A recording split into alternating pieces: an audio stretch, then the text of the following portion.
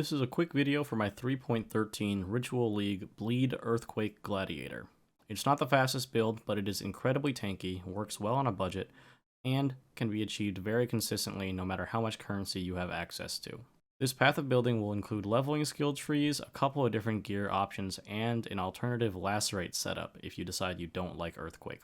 I chose Earthquake instead of Lacerate because you can put down your Earthquake and then maneuver around the map or the arena instead of being stuck in one place, dealing damage. I plan to take this build up to Awakener level 8 and Maven fights, which I imagine are going to get pretty hectic with 10 map bosses running around. The build scales bleed damage and screen-wide area of effect, with Earthquake, Fist of War, and Seismic Cry. Seismic Cry is the only Warcry we use, so there's no Warcry stacking shenanigans.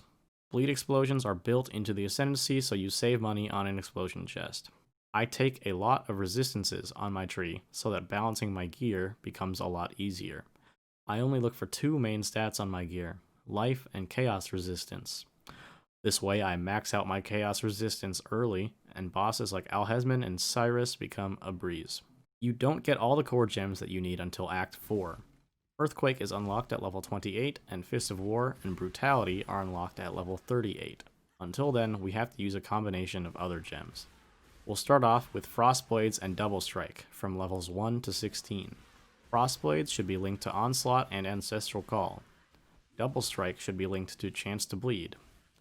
We'll use Warbanner and Precision to help with our accuracy until we can get Resolute Technique. Grab Ancestral Protector to help with our single target too. Level Perforate in an extra red socket or an offhand, since we'll need to switch to Perforate for clearing once Frostblade's damage starts to fall off. At level 16, in Act 2, we unlock Seismic Cry. That's when we stop using Double Strike and Frostblades. We'll use Perforate's Sand Stance for clearing, and Blood Stance for single target. We have a special single target combo. You'll start in Sand Stance and self-cast Vulnerability once you've picked it up in Act 3. Next, you'll put down your Ancestor Totem for the damage or speed buff that it grants, and activate Seismic Cry. Then you'll switch to Blood Stance so that your Perforate generates 2 extra spikes for more damage. Repeat this rotation, cycling your stances to kill boss adds or in between boss phases.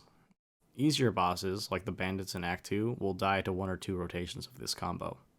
Put down your Warbanner for an extra burst of damage to finish off stronger bosses.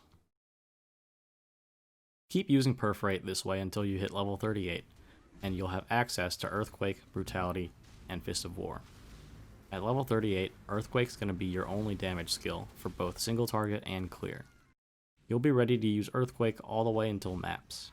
If you want to use Lacerate, I suggest sticking with Earthquake until you finish Act 10, since Lacerate feels pretty slow and clunky until you get a lot of attack speed. For gear, look for any one-handed axe with at least 300 DPS. You can ignore attack speed on your axe if you're playing Earthquake, because your effective attack speed will be gated by your Fist of War cooldown, which will always be slower than your attack speed on your axe, no matter what. For Lacerate, though, you want an axe with an attack speed of at least 1.8. I find that anything slower just feels really clunky.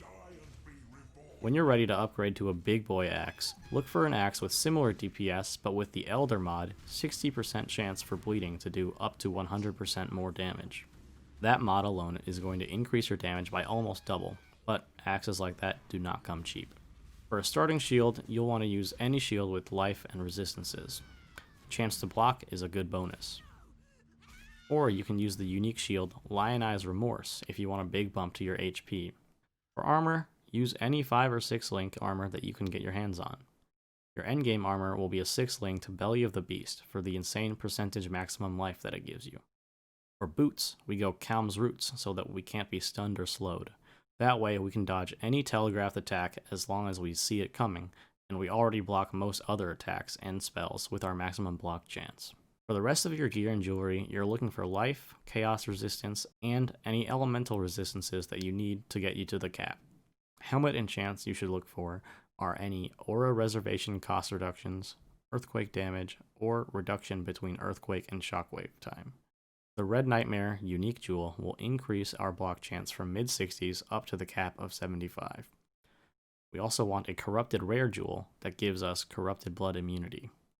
There are other unique jewels and other cluster jewels in the path of building if you want to min-max and optimize this build. You'll find everything you need in the path of building, including skills, items, and links for the trade website. There are two variants of leveling skill trees. One is a safer tree that focuses on early life and resistances, intended for hardcore players or players who don't want to die as often. There's also a damage variant that focuses on leveling as fast as possible, even if that means dying here and there. The two trees converge for the mapping and endgame skill trees. You'll need the Path of Building community fork for everything to work properly, which you can download at the link in the description. I'll be streaming this build for the first week or two of the league, and you can check it out or ask any questions live over on Twitch. I hope this video is helpful.